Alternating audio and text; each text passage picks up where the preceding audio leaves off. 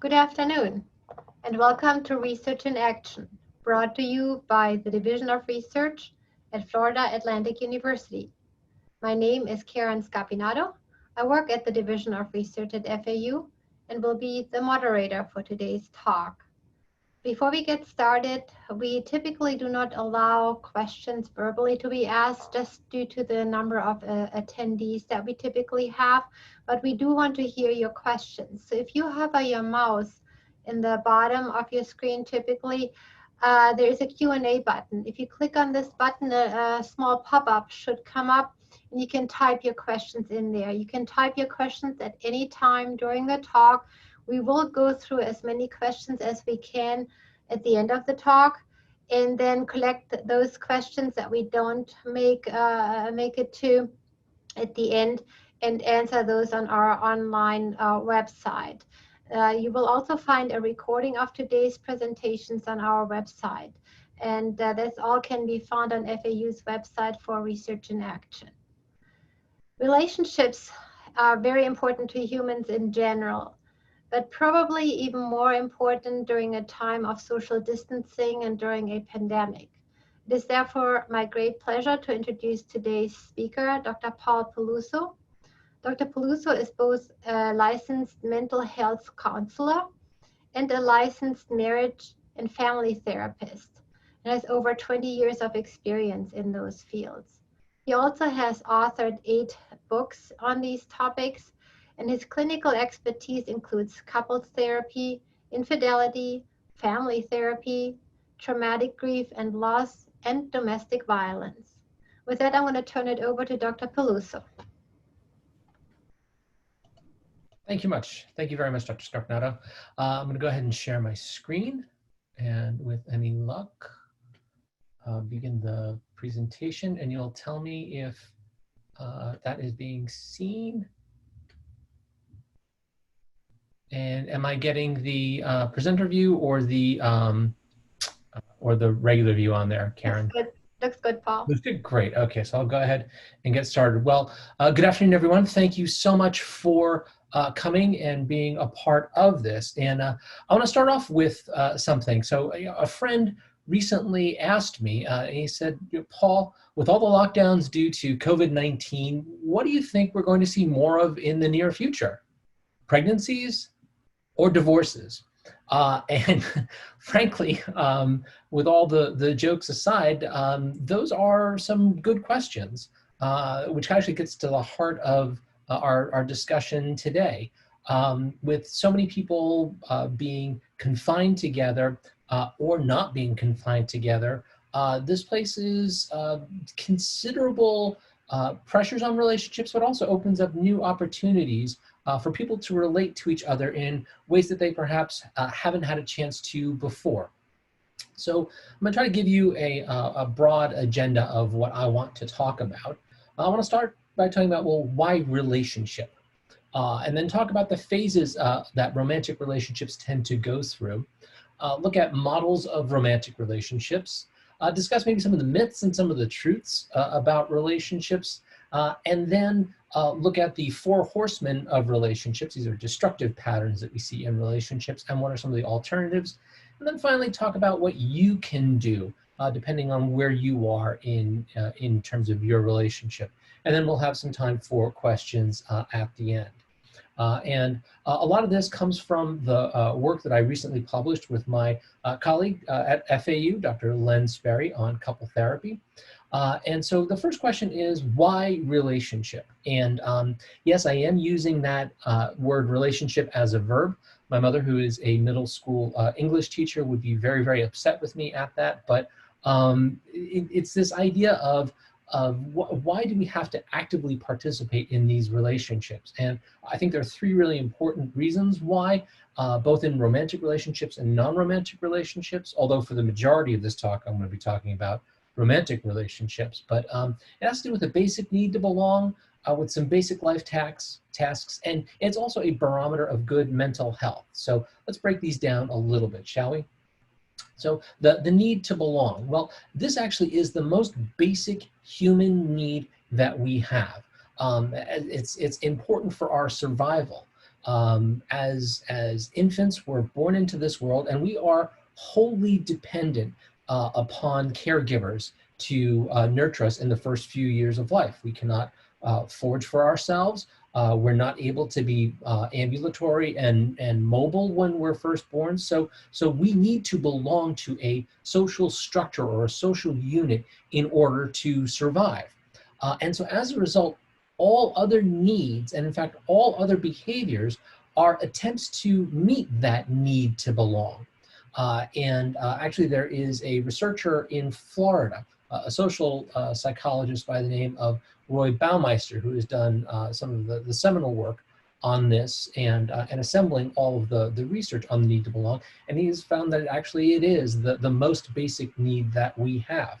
And there are consequences if we fail to meet that need to belong. For example, psychological difficulties result.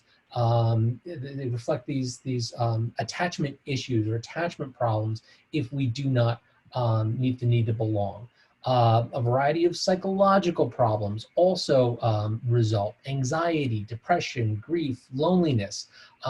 They can be traced to people's failing to meet their belongingness needs. And then finally, a great deal of neurotic or maladaptive or destructive behavior can result when people are either frustrated that they can't meet their need to belong, or it's some sort of misguided attempt to get their need to belong met, and it somehow does not work out. So this need to belong is very, very important. One of the reasons why we have to relationship in our life. Next, I want to introduce you to a gentleman whose name you probably don't know that much. It's a psychologist by the name of Alfred Adler. Now, Adler was actually one of the first professionals to work with Sigmund Freud in his Vienna practice. He was part of his thought circle. He was also one of the first people to break with Freud. You see, Freud, as many people know, felt that sex and the libidinal drive was the primary driver for behavior, the primary explainer for behavior. And Adler believed that actually it was more social dynamics, social forces, and actually meeting this need to belong that were the driver for behavior.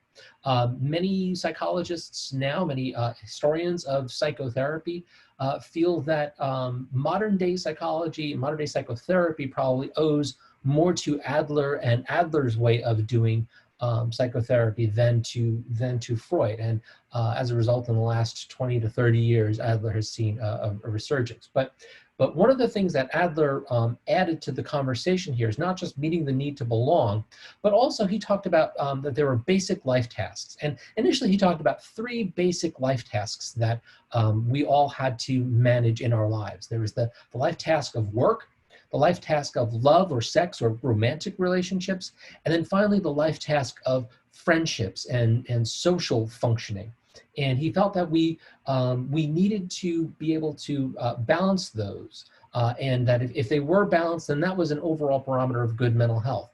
Later on, he added 2 more, self-management and then also spirituality. That these were basic life tasks that we as adults all have to manage in our life.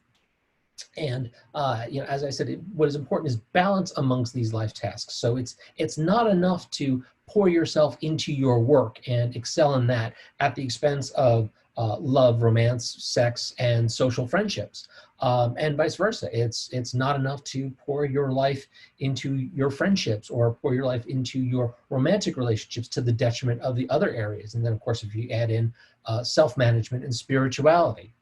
So the balance of these life tasks for Adler was indicative of health as well as problem areas for treatment focus. He believed that these were tasks that we had to solve. We had to come up with solutions for these. And there are 2 ways that we can do it. We could solve these cooperatively, and then we could solve these competitively. Trying to win out over other people.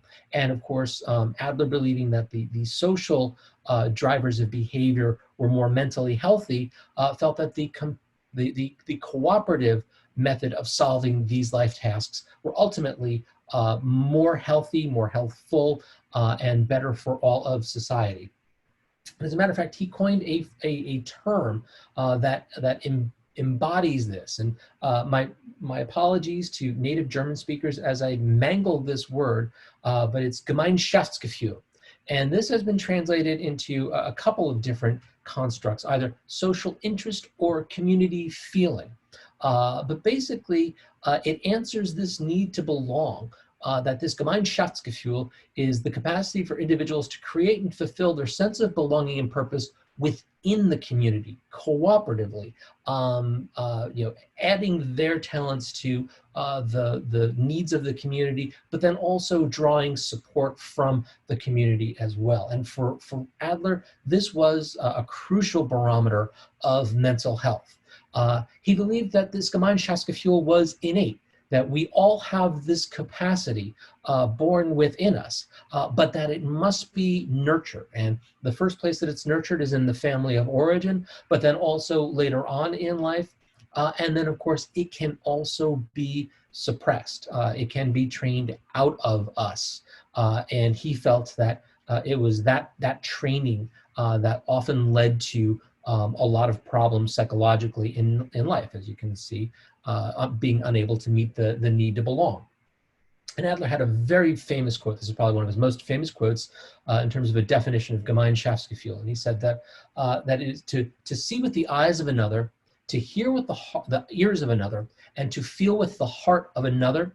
For the time being, this seems to me an admissible definition of what we call social feeling or Gemeinschaftsgefühl. And of course, not just in terms of the pandemic and COVID-19, but I think also with the racial unrest in our country, this definition rings poignantly true, in my opinion. So now that we've talked a little about why we relationship, I'd like to talk with you about some phases of romantic relationship. And here I am going to borrow from the work of John and Julie Gottman, who I have been very, very fortunate to be involved with over the last almost 15 years. John Gottman is one of the premier researchers in couples dynamics and couples therapy, and he, along with his wife Julie Schwartz Gottman, have developed a research-based treatment approach to working with couples. And they recently, in 2017, summarized their research and articulated a three-phase theory of the development of love in both successful and unsuccessful relationships. So the first phase is falling in love, or a condition called limerence. And basically, limerence is characterized by physical symptoms: flushing, trembling, palpitations, excitement, intrusive thinking, and even obsessions and fantasies about the other person, the new partner in your life. There's sexual excitement, lust, hope, and also fear of rejection. In this phase, couples spend a lot of time with each other, thinking about each other. Think about the beginnings of romantic relationships that some of you have been in, or perhaps some of you are in this phase right now. You seem to be almost driven to distraction, and both literature and film and television have written volumes about this phase, both from a romantic and dramatic side, but also from a comedic side, where two partners are just so obsessed with each other, and they do, wacky sort of crazy things. And there are often these feelings of unconditional acceptance, which is so addicting at times. Again, if you think back to that need to belong, if all of a sudden you have somebody who's unconditionally accepting you, then that's going to make you feel really great. Well, there's another piece that's playing in here, and that's biology. And the fact of the matter is that during this limerence phase, there is the release of certain hormones, certain neurochemicals that tend to hijack the brain. It actually crosses the blood-brain barrier and can have a profound effect on our behavior. There are a number of them, but two of them that I'll mention here are oxytocin and vasopressin. So oxytocin is often called the cuddle chemical, and this is a hormone that is released as a result of things like gentle touch, Massage can also help to release oxytocin. Orgasm, nursing, childbirth, or even extreme moments of empathy can release this oxytocin into the system. And oxytocin is associated with building feelings of trust between people. Also, there's a decrease in conflicts when people have higher levels of oxytocin. And there's an increase of what are called tend and befriend responses, where you tend to the relationship. You're more likely to turn towards your partner. You're more likely to engage with them in a positive way, to sort of tend that relationship and befriend that other person. Vasopressin is another type of hormone, and this facilitates the pair bonding responses and attachment responses. It targets what's called mate guarding behaviors. So you're going to be more alert to your partner, which might feel or look like your partner's being more attentive to you. There also seems to be a decrease in aggression, especially with males, because there seems to be an interaction with testosterone with this, and also an increase in monogamy responses. So if you have friends or loved ones, or if you yourself have been in this phase and you feel like, gosh, I feel like I'm intoxicated, I feel like I'm on drugs, the truth is you are. Your brain is, at least. It's on drugs to get you to commit to another person in a relationship. But phase one, as wonderful as it is, doesn't last. And those hormones, those chemicals tend to go down, and we get into the next phase, which is building trust.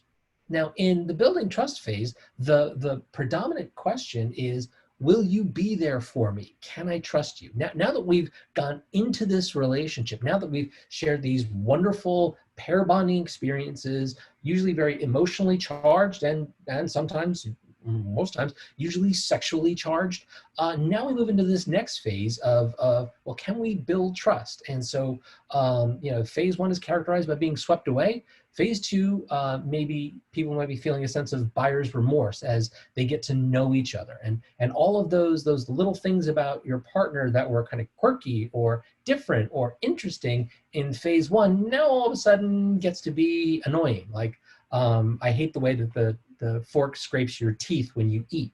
Those sorts of things start to come out. Or, I hate the way that you squeeze the tube of toothpaste from the middle instead of rolling it up from the bottom. So those sorts of differences start to come in.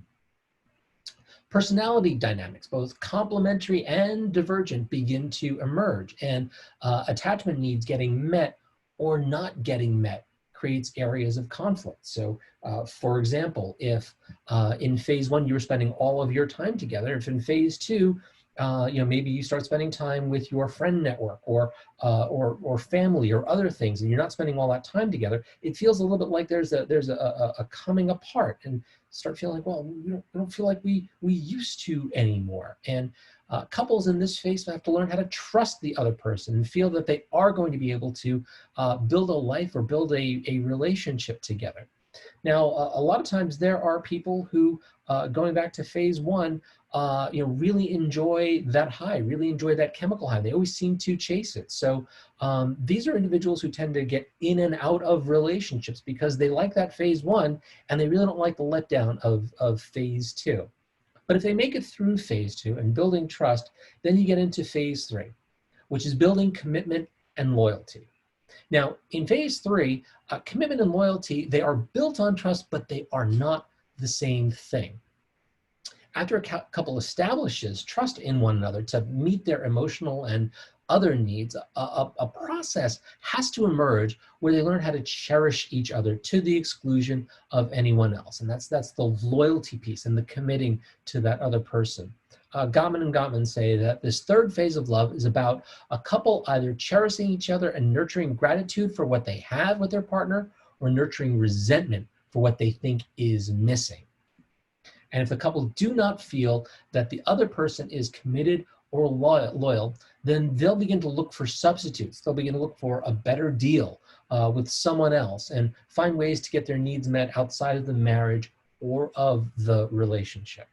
So those are the three phases of relationships that we tend to see.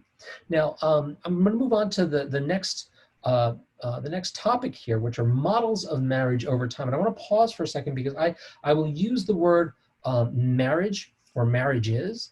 And in this situation, I'm going to, instead of saying marriages, relationships, or relationships, marriage, I may use that term marriage. Given that there is now same-sex marriage, I've gone back to using the word marriage versus relationship just because that is a slightly easier convention in a lot of ways. But please understand what I'm talking about in terms of marriages also apply to long-term relationships. So first, let's look at, I'm going to show you three different models of marriage that have evolved over time. Now, the first one is the Western or traditional model of marriage. And these were originally arranged marriages by families, usually based on specific characteristics that the family saw in their family member and another person's family member, and looking at compatibility between the two. Ideals like duty and responsibility are important values for maintaining the marriage in these Western or more traditional marriages. Common cultural agreements on what husbands and wives should do in the relationship also tend to govern these traditional marriages. So for example, traditional divisions of labor, men would earn money for the family, do technical or mechanical work at home, own the property and the wealth, whereas women were responsible for bearing and raising the children, maintaining the home, cook food, and was reliant on the husband for the provision of wealth and resources. Oftentimes, men would not do what was considered to be women's work in these traditional marriages. Now, traditional marriages also produced traditional problems. The most common of these was the trapped wife syndrome. Women who were so constrained and so bored by the repetitiveness and the demands of their child rearing and household duties that they often became resentful, depressed, angry, and unfulfilled. The most clinical manifestation of this syndrome was depression, often requiring mental health or professional care, especially in extreme cases. However, on the flip side, these marriages could be very stable marriages. There is some evidence to suggest that arranged marriages, even in today, tend to be more stable than other types of marriages. But again, both partners have to commit to it. And again, it's that idea of duty and responsibility governing these marriages initially. And then sometimes, and oftentimes, love and fondness can evolve over time, even if it wasn't there in the very beginning. Now, the second model of marriage that came into being were modern or companionate marriages. And in Western culture, this really began with the Industrial Revolution in the 19th century, but it didn't become obvious in the United States until after World War II. And that's because during World War II, as a result of the men having to go off to the front, go overseas to fight either in Europe or in the Pacific, many women gained newfound freedoms as they went into the workplace and refilled the roles that men traditionally occupied, particularly in manufacturing. This gave them a sense of financial freedom once they were able to get into the workforce. Later, with the development of birth control technologies and more easy and ready access to that, they also gained sexual freedom as well. So that led a change in the model of marriage, and that now the spouse was supposed to become a partner or companion. As a result, the traditional roles for men and women in marriages began to change. Things like communication and negotiation skills became very, very important in order to be successful in these relationships. And the key concepts here are love and choice, and having a sense of being able to pick your partner for those reasons. Now, with modern and companionate marriages, men and women who married for love to the person that they choose versus the family arrangements. Child rearing responsibilities were shared now between two parents. As a matter of fact, in the United States, 69% of children who live in two-parent households have both parents in the workforce. So as a result, we've had to share parenting duties. And of course, throw in a pandemic and a lockdown where maybe the whole family is staying together, but both parents are still having to work, managing children. It's has become even more important, and negotiating between the partners has become more important. Men are taking more of the domestic and childcare responsibilities, or what used to be considered women's work. In these types of marriages, that is no longer the case. That no longer governs that. Women in these marriages tend to have higher rates of college education, and actually in almost 30% of these marriages, women actually have a higher salary than their husbands do. Now, in contrast to traditional marriages, companionate marriages lead to different kinds of marital issues and problems. Because companionate marriages focuses on emotional fulfillment and personal happiness, role functions are not carefully considered during courtship. Instead, you're looking for that special someone, and sometimes the details kind of get missed, particularly if you're in that limerence phase, in that first phase where you tend to be hijacked. So some of these discussions of how we divide the labor usually don't happen until later on and can create problems. Many difficulties manifest in terms of role definition and include role ambiguity. What is it that you're doing? What is it that I'm doing? Oftentimes, and I'm going to speak more about heterosexual relationships here, both partners may work, but there may be still a cultural overlay that, well, one partner is supposed to cook, the woman is supposed to cook, or the man is supposed to take out the garbage. And a lot of these are unspoken.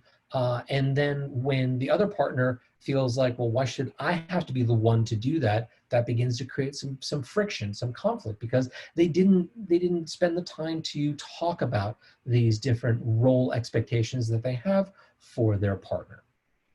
And so as a result, communication difficulties become the most common manifestation. A lot of times folks come into couples therapy and they say, we just can't communicate with one another. But these are usually the symptoms and not the cause of more basic problems. And then, not surprisingly, communication difficulties are unique to companionate marriages because communication is the sine qua non of love, and it's required for role negotiation. But these techniques usually have not traditionally been taught to children or adults until recently, and especially to men, although that is changing.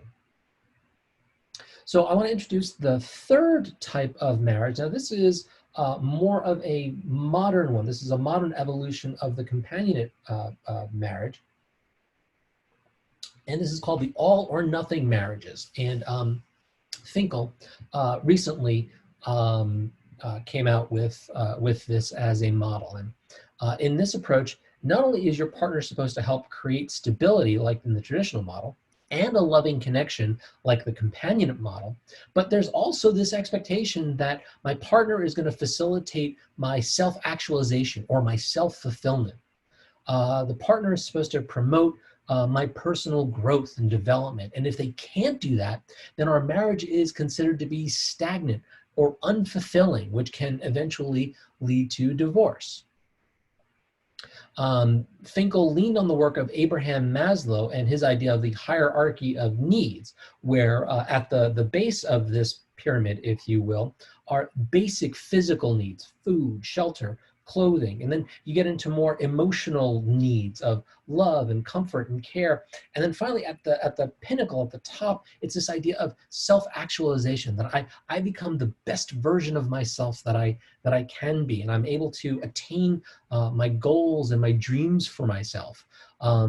living in a social media, Instagram, Facebook world where everybody's putting their best lives on there, a lot of times that feeds into this idea that if I'm not doing that and I'm dissatisfied and I'm not living my best life like everybody else out there, somehow that must mean that I am wrong, or my relationship is somehow wrong or damaged.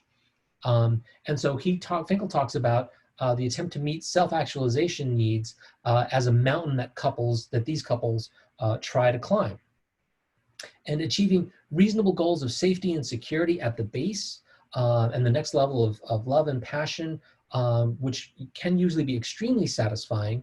Summiting the mountain, though, is a thrill, and experiencing it together fosters growth and leads to new possibilities for one's life and deeper levels of intimacy with each other. That's the benefit, that's the draw of this type of relationship, this type of expectation. But the problem is that this kind of approach to marriage requires a considerable investment of time and emotional energy to meet this lofty expectation. And if you can do that, then the benefits are great to you individually and to your relationship. But if you can't, then the resulting disappointment creates problems. A competing force against this is the amount of time and effort that other realities take up in people's lives. So think about work, children, friendship, balancing those life tasks, as Adler talked about, takes away from this all-encompassing focus on your partner, and then creates some of these frictions. Couples who are often unable to meet the demands of this expectation, when they can't do it, when they can't invest that time that they need to truly understand their partner and help them achieve their goal. And Frankel suggested that there's one or two solutions needed. Either one, find a way to go all in and make the relationship and one's partner a priority, or to lower one's expectation that the relationship can't fill all that emotional need that one might have. And Finkel talks about how in past generations, even with the companionate relationship, but definitely with the traditional relationship, there were a lot of other social circles and social interactions that met some of these needs. Men would go out and be with their male friends. Women would go out and be with their female friends. There were other activities, other community activities, sometimes where the couples would go together with other couples, and sometimes individually, that would sometimes meet some of these self-actualizing needs. But with the way that we have structured our world and our society today, now we tend to focus it all on our romantic partner, and for a number of people, that is just an unbearable pressure to be able to bear. So those are the three kinds of relationships writ large. And also, please notice that I've talked about this solely from a Western or North American European background. There are other models of marriage that are rooted in Asian culture, African culture, other indigenous cultures, but for the purposes of the talk today, I'm not going to be able to go into them. So I want to move on to the next piece that I want to share with you, and that is common myths about dysfunctional relationships and some of the relevant truths about relationships. And a lot of people have notions about what makes up a dysfunctional relationship, and a lot of times it feels like it's based on common sense or on experience. But and again, I'm drawing here again from the Gottmans on this, that actually the research does not bear this out. So, pardon me, the first myth that I want to talk about is quid pro quo. That dysfunctional relationships have this imbalance, that partner A is not doing the same as partner B is doing, and that imbalance is therefore causing the relationship. And that conversely, if you want to have a functional relationships, it's a type of an accounting ledger where if you do this for me, I will do that for you. And the reality is that doesn't work that way, because it's not merely a tally of what you do here and what I do here, but there's an emotional weight. There's much more significance attached to that. So merely doing one-to-one isn't as important. So taking out the garbage isn't the same as um, you know um, holding my hand while I'm crying because I've experienced a traumatic loss. You might say, well, that's a one-to-one, but the qualitative value of each are different. A second myth about dysfunctional relationships are that affairs are the cause of divorce, and that simply isn't true. Affairs might be the last straw. They might be the thing that breaks the camel's back, if you will, but they're not always the cause of divorce. Um, I have some other work that I've published on this, and I won't have time to talk about it here. But again, when you look at causes for divorce, there are several others that are a little higher up even than affairs. That monogamy is for women, and by extension, polygamy is something that is more male, and that simply is not true either. We know that both men and women can be either monogamous or not monogamous. Gender differences cause divorce. Um, Women don't understand men don't understand women. That simply isn't true. And again, I'm talking here exclusively about heterosexual relationships. In gay and lesbian and other intersex relationships, they have divorce rates slightly better than heterosexual rates, but it's not zero. So therefore, the argument about gender doesn't hold water.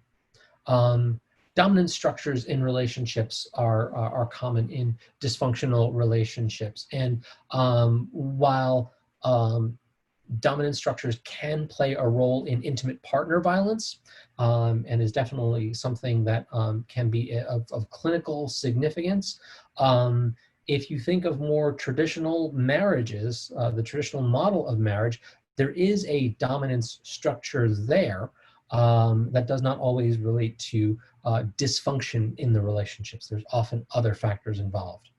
The partner failing to change their behavior is a mark of dysfunctional relationships. And actually, that's rather paradoxical. A lot of people get into relationships, and especially in that phase 2 of relationships, when they're starting to build trust and then moving to phase 3 commitment, a lot of times people will come into those phases saying, all right, I'll accept this person, and then they'll become my project for me to work on and change. And then later on, they become incredibly disenchanted when their partner fails to change. And the reality is that most people don't change core aspects of their personality over a lifetime. Things can soften, but radical change, if that's what you're hoping for with your partner moving into a relationship, that is going to be somewhat disappointing to you. So if they fail to change their behavior, is that a sign of a dysfunctional relationship?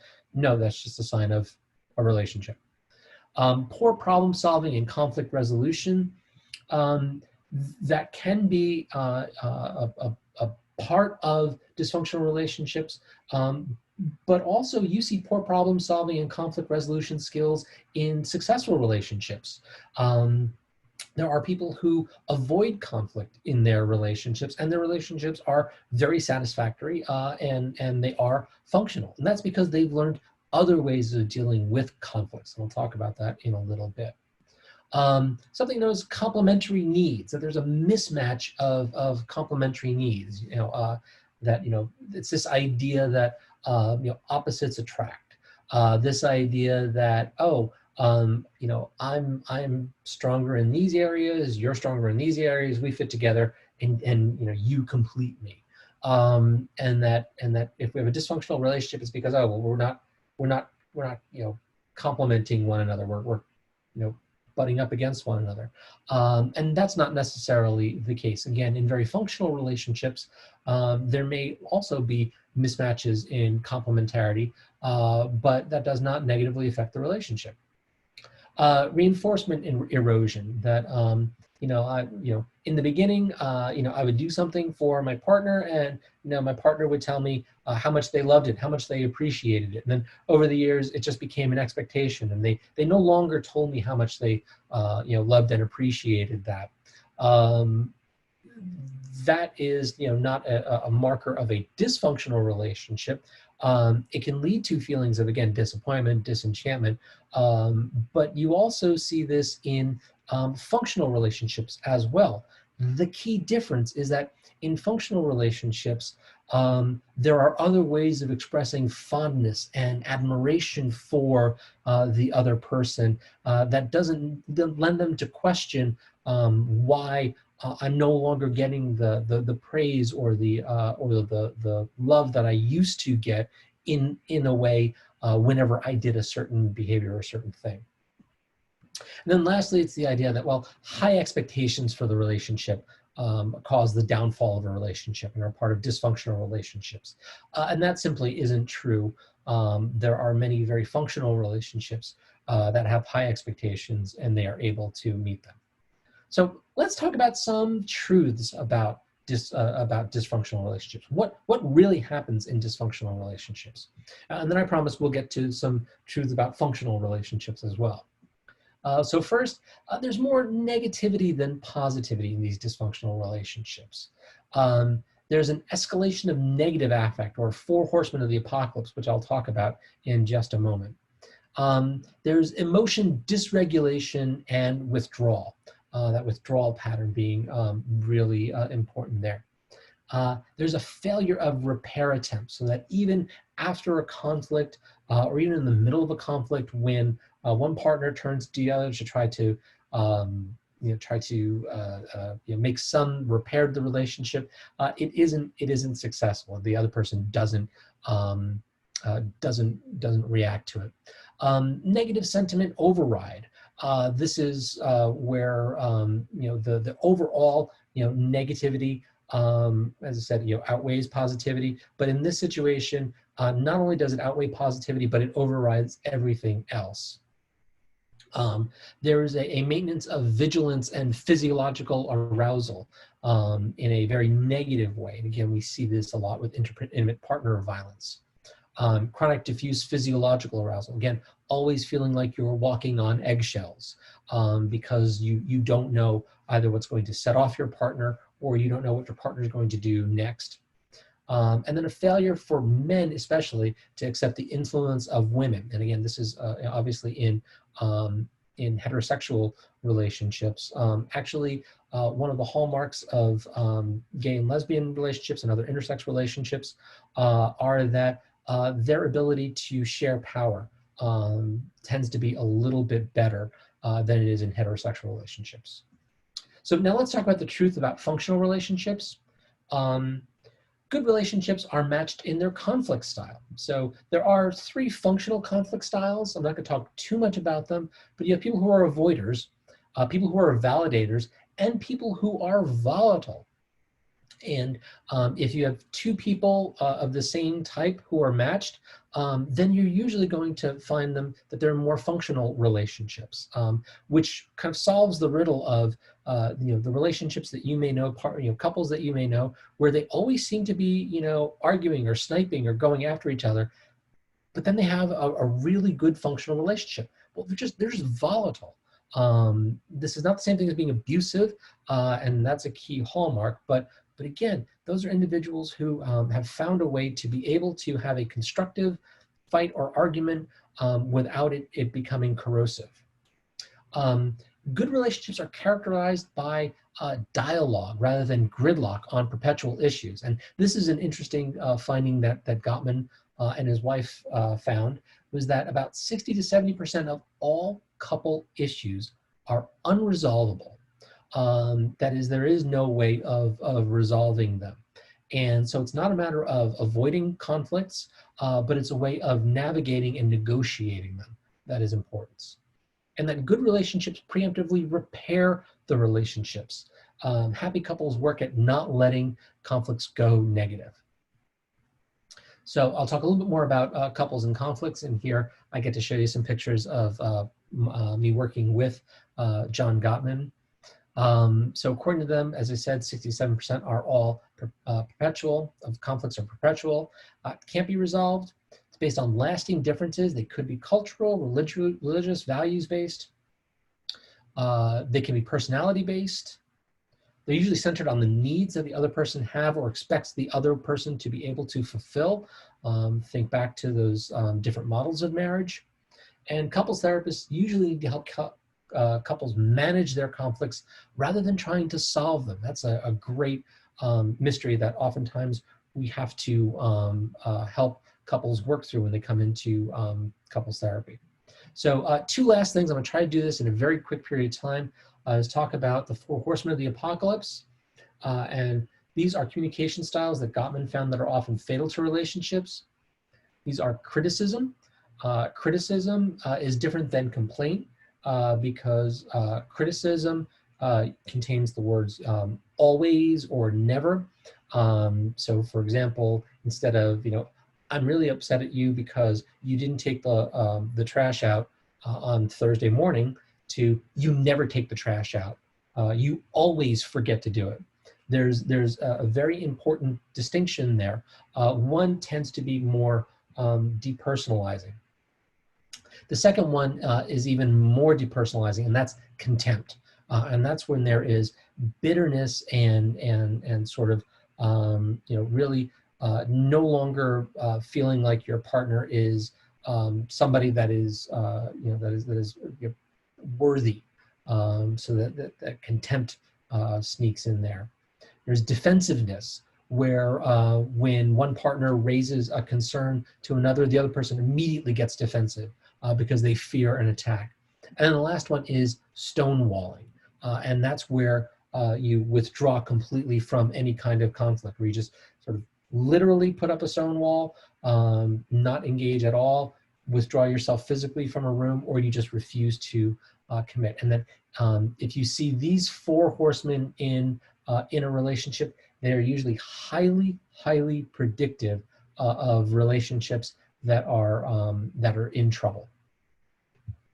So I'm going to talk a little bit. I'm going to gloss over some things here about what you can do. Let's suppose that you are starting a relationship. Arthur Aaron and his associates did a study, and this got written up a few years ago in the New York Times and the dominant media. But if you're starting a relationship, there's a series of progressively important and intimate personal questions, the 36 questions. There's 3 sets of 12 questions, and the key pattern that's associated with them is the development of a close relationship among peers, escalating reciprocal personal self-disclosure. So I think that's a really important one. So for example, some of the questions are like, given the choice, who would you want to have dinner with if you could choose anybody at all in history? What would constitute the perfect day for you? Again, it's an opportunity to invite a partner to or a prospective partner to begin to share part of their inner world.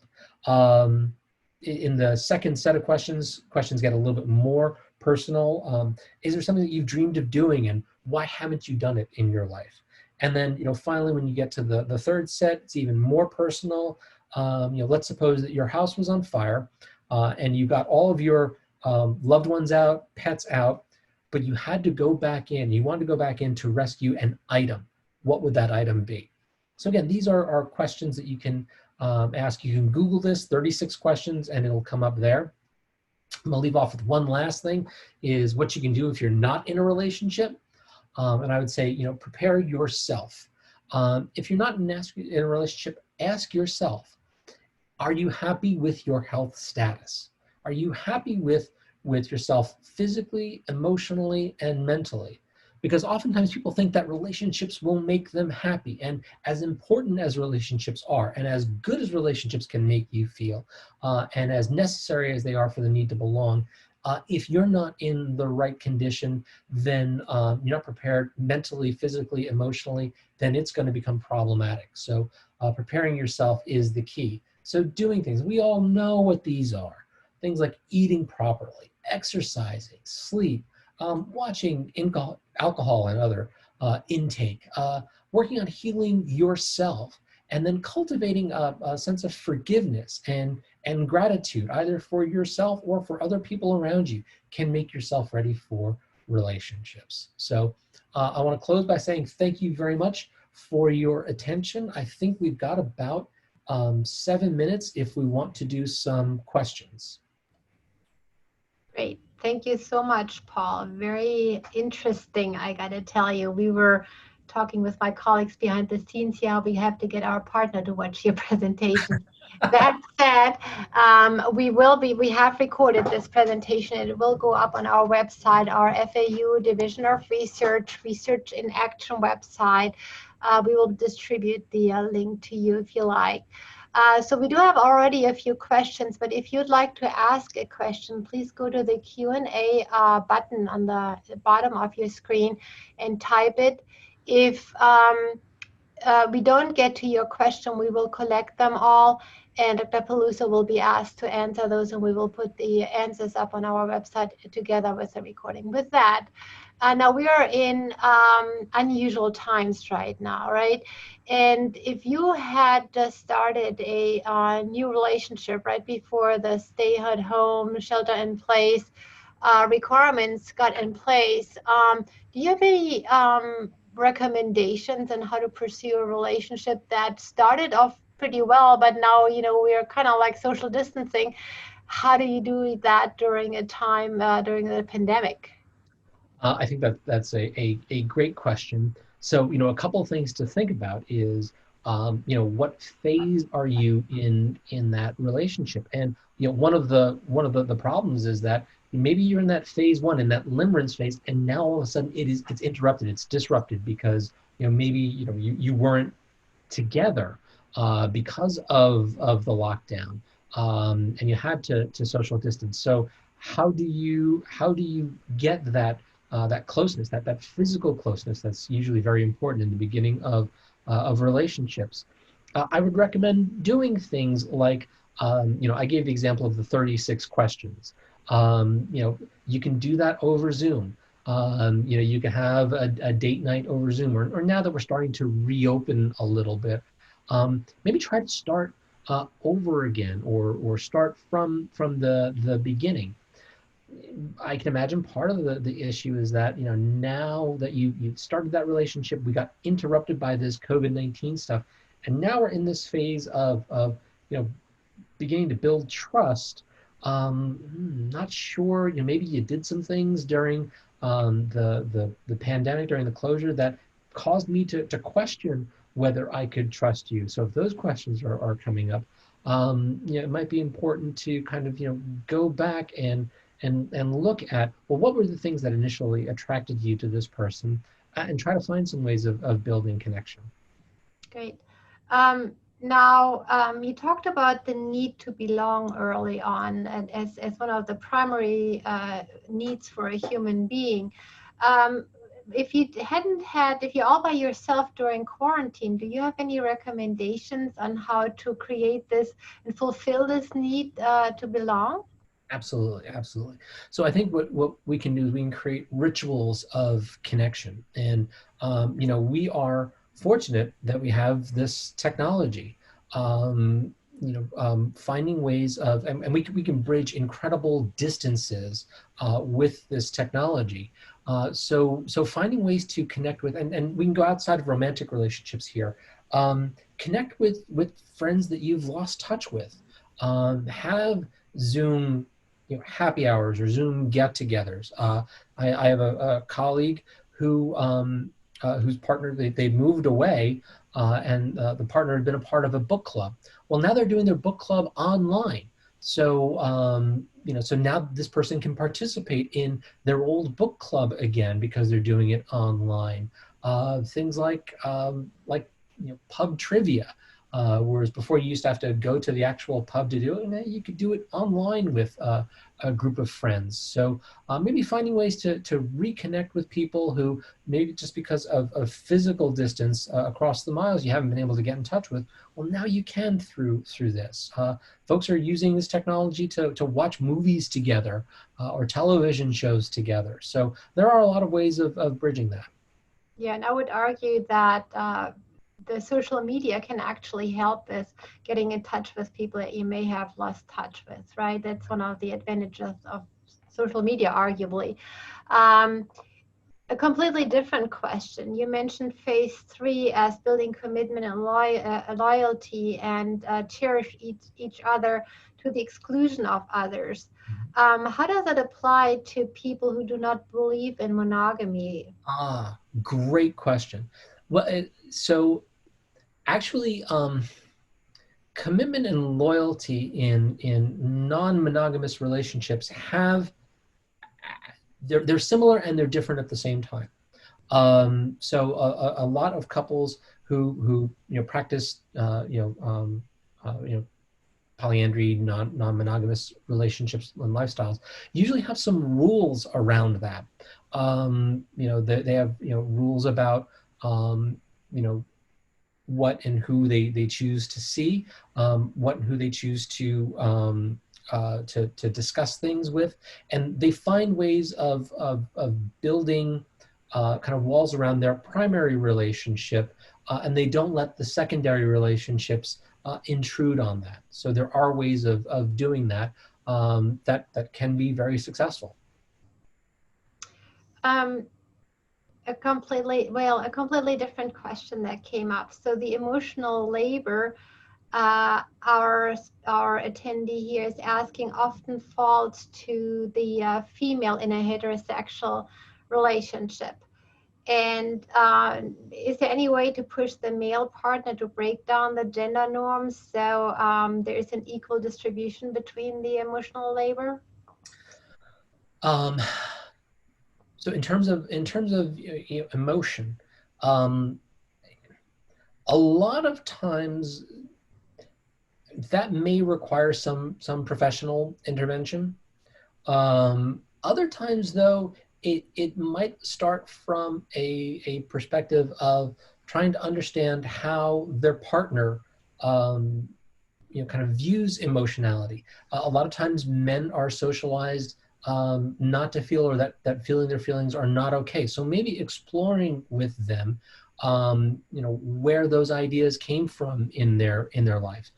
Where did they learn what was appropriate and not appropriate to emote? And then also looking at exceptions to that. Where were there times in the relationship where the person was maybe more affectionate, and trying to find out, well, why was it so in this phase, usually one of the earlier phases of the relationship, and what can be done to bring that back. It's a problem if we just resign men to not being emotional and say, oh, he'll never change, never do anything different.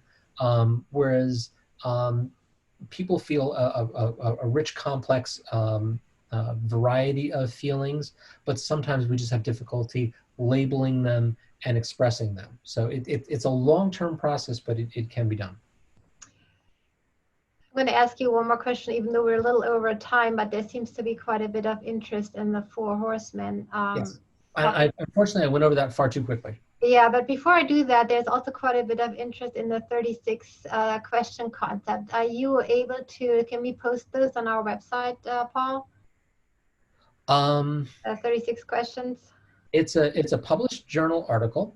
Okay, so we can provide the link. We could probably provide a link for that. I also know that I think they were published in the New York Times, so we might be able to do that. Okay, so we'll provide some resources with that. Okay. So the last question that came up here that was asked several times, if you recognize that at least one of these characteristics of the Four Horsemen in your relationship exists, can that be fixed, or is it unlikely to fix a relationship then? Great. What are appropriate steps to fix, to repair the relationship? Great question. So I will show, unfortunately, I did have to gloss over it. I have a slide where the Gottmans talk about antidotes to the four horsemen. And if you just Google four horsemen and Gottman, you'll find this. So if you look here, the antidote to criticism is using what they call a gentle startup. So and being mindful of those words, always and never, especially if you're feeling very frustrated with your partner, and it's easy for that to slip out, is to use a gentle startup. Begin with yourself. It really frustrates me when this happens, and try to make it not about the person, but more about the situation. Criticism, it's all about the person. Instead of defensiveness, where in the presence of sometimes just an innocuous complaint from your partner, or sometimes it's criticism, we get very, very defensive. Take responsibility. What is it that your partner is communicating to you that maybe you are responsible for? Contempt, again, this is probably one of the most acidic things in a relationship, but building a culture of appreciation, because contempt usually means that you no longer appreciate your partner for as a person anymore. And then for stonewalling, doing physiological self-soothing. There's a whole element of this that has to do with physiological arousal and what happens when you get into a diffuse physiological arousal, and what happens in terms of our brain. Our ability to reason and logic is here in the frontal cortex and the prefrontal cortex of the brain, and that starts to shut down. It doesn't fire as much, and instead the limbic part of our brain, where emotion and reaction take over, that tends to accelerate. So what you want to do is you want to do some physiological self-soothing, so that way you don't have to go into that flooded phase where you just throw the stone wall up. Great. Thank you so much, Paul. I know we haven't gotten to all the questions, so we're going to collect them and asking Dr. Peluso to answer those offline, and then we will post the answers on our website together with the recording. With that, thank you again, Paul, and thanks for joining us. Have a good day.